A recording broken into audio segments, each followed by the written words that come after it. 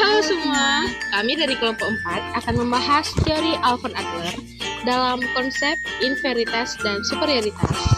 Sebelumnya, perkenalkan nama saya Deda Putri Raihan yang rekan saya Iswatun Hasanah. Selamat menonton. Alfred Adler lahir di pinggir kota Wina pada tanggal 7 Februari 1870. Adler ini sebenarnya kalau dilihat dari sejarahnya adalah temannya Freud. Cuman masalahnya Freud cukup berkuasa dan dia tidak begitu suka terhadap Adler, sehingga Adler tersingkirkan dan pada akhirnya dia menciptakan teori sendiri, yaitu teori individual. Teori ini tidak begitu terkenal seperti teori Freud, namun lebih logis karena dia membahas tentang inveritas dan superioritas. Nah, sekarang ayo kita bahas yang dimaksud dengan inveritas.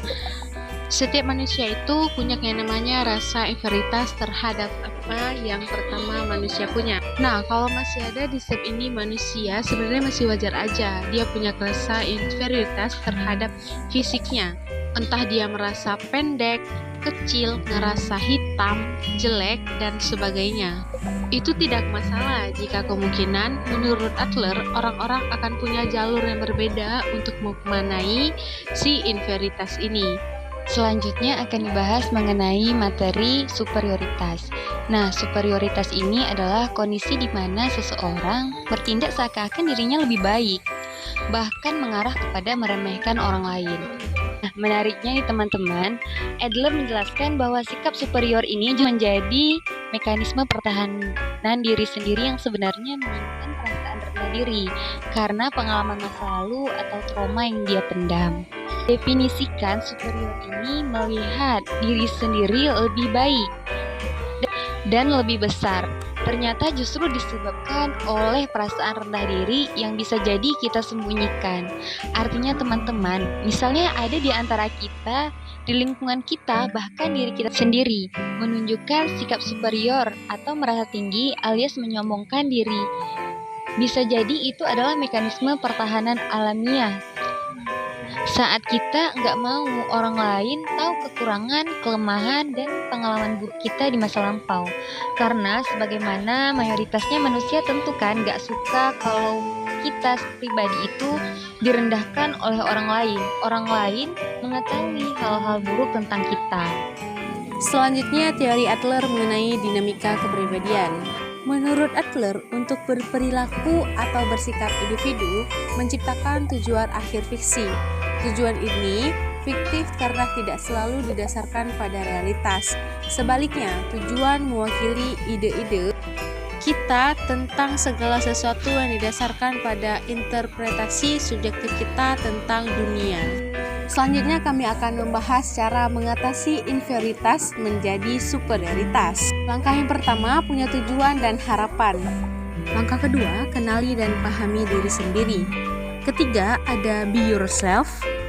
Keempat, percaya atas kamu punya kendali dan potensi dalam diri. Dan yang terakhir, jangan terlalu rendah sehingga tidak mau memulai hal yang baru.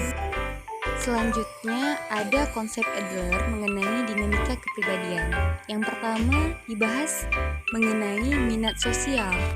Maka selanjutnya akan dibahas mengenai konsep Adler mengenai dinamika kepribadian. Pertama yang akan dibahas adalah minat sosial.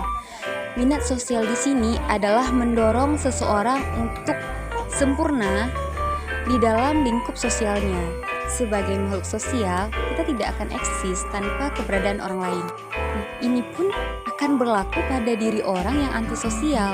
Meskipun kapasitas untuk minat sosial adalah bawaan, Adler mengatakan terlalu kecil atau terlalu lemah setidaknya pada saat ini dalam evaluasi manusia untuk mengembangkan diri mereka.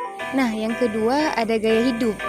Gaya hidup adalah prinsip sistem dengan kepribadian individual yang berfungsi menjelaskan keunikan seseorang dalam mencapai tingkah lakunya.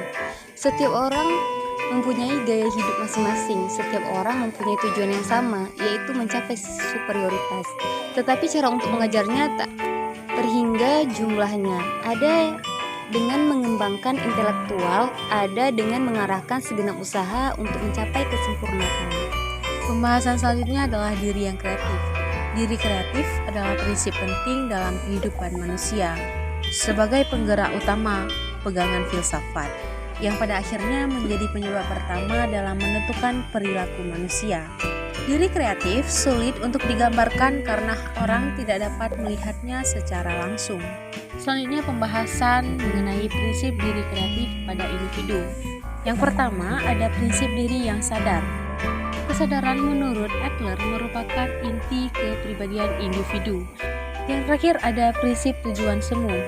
Yang dibahas pada prinsip ini, meskipun mengakui bahwa masa lalu adalah hal yang penting, Adler menganggap bahwa yang terpenting adalah masa depan.